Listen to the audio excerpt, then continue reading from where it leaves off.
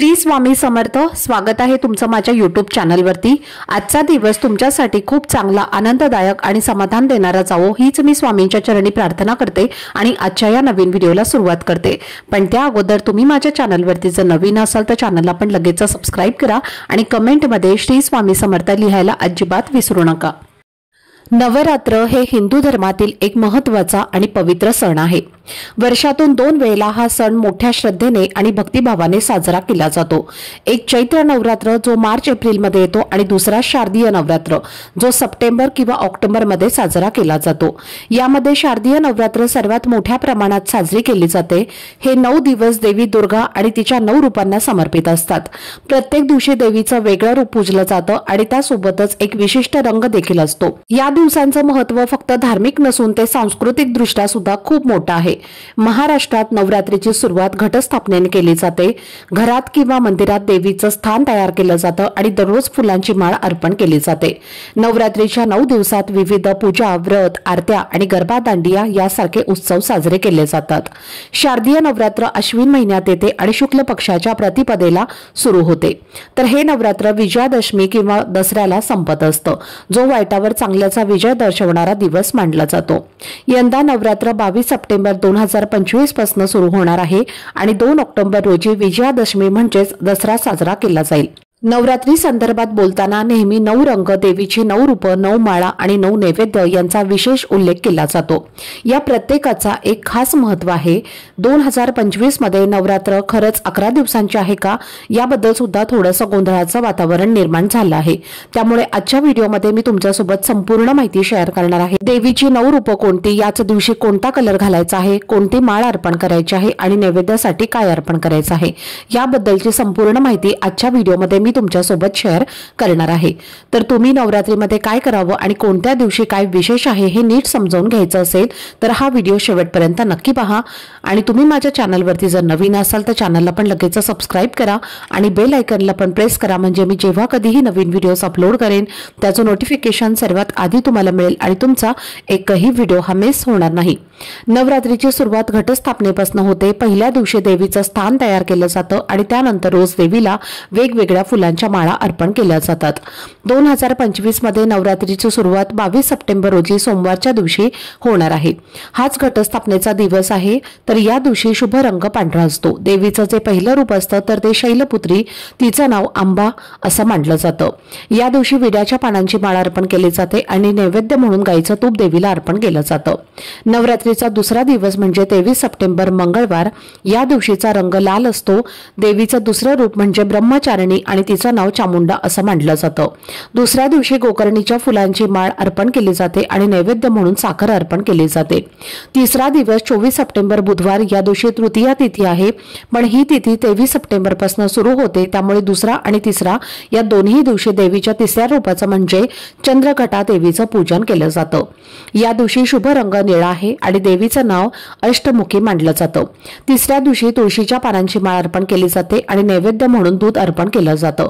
काहींना असं वाटू शकतं की 2 तिथी एकाच दिवशी आल्यामुळे कोणत्या दिवशी कुठल्या देवीचं पूजन करायचं, तर हे स्पष्ट नाही।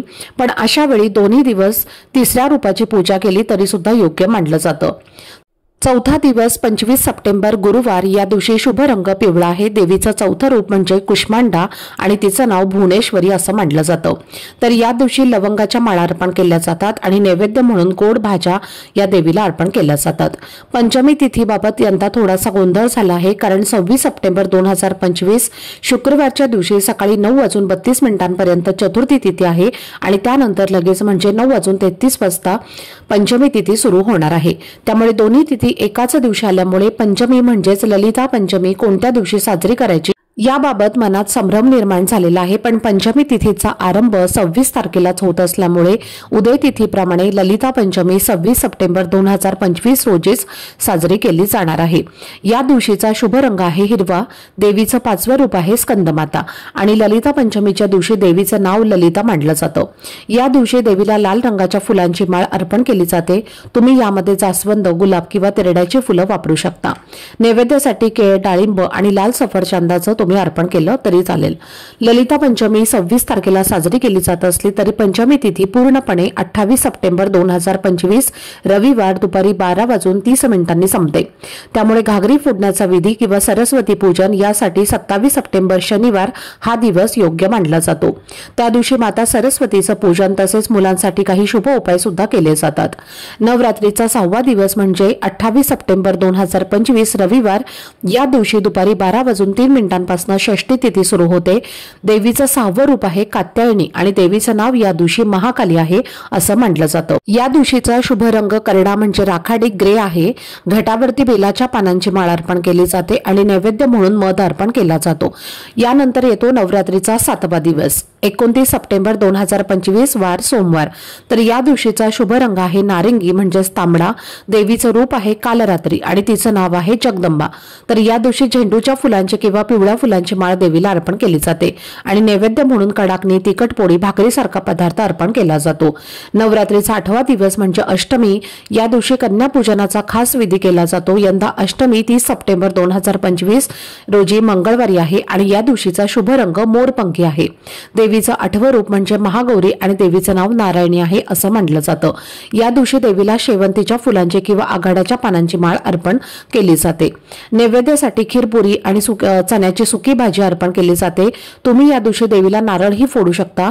कन्या पूजन हा विधी तुम्ही अष्टमीला करू शकता किंवा नवमीच्या दिवशी सुद्धा करता येतो। दोन्ही दिवशी त्याचं समान पुण्यफळ मिळतं। त्यानंतर येतो नवरात्रीचा 9वा दिवस म्हणजे महानवमी।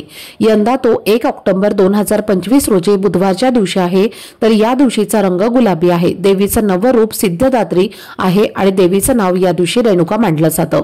या दिवशी देवीला लिंबाची माळ अर्पण केली जाते किंवा घटाभोवती उगवलेल्या धान्याची माळ किंवा झेंडूच्या फुलांची माळ ही अर्पण केली जाते। नैवेद्यासाठी पांढऱ्या ती आंबाड्याची भाजी, मेथीची भाजी, भाकरी किंवा चपाती अर्पण केली जाते। त्यानंतर नवरात्रीचा 10वा आणि शेवटचा दिवस म्हणजे विजयादशमी दसरा, ज्याला आपण दसरा म्हणतो। तर तो यंदा 2 ऑक्टोबर 2025 गुरुवार रोजी साजरा केला जाणार आहे। काही घरांमध्ये या दिवशी घट विसर्जन केलं जातं। सरस्वती पूजन, वही पूजन, आपट्याचं सोनं वाटप, शस्त्रपूजा, रावण दहन, देवीची आरती, तळी भरणं अशा विविध परंपरा या दिवशी पार पाडल्या जातात। तर या दिवशी देवीला महानैवेद्य अर्पण केला तर याला पूर्णावरणाचा नैवेद्य असं म्हणतात। काही ठिकाणी हा नैवेद्य नवमीच्या दिवशी अर्पण केला जातो। प्रत्येकाने आपल्या घरातील परंपरा आणि श्रद्धेनुसार देवीची सेवा पूजा करावी। तर आजचा हा व्हिडिओ तुम्हाला आवडला असेल, माहितीपूर्ण वाटला असेल तर व्हिडिओला लाईक, शेअर आणि चॅनलला सबस्क्राईब नक्की करा। भेटूयात पुढच्या व्हिडिओमध्ये। तोपर्यंत सर्वांना श्री स्वामी समर्थ।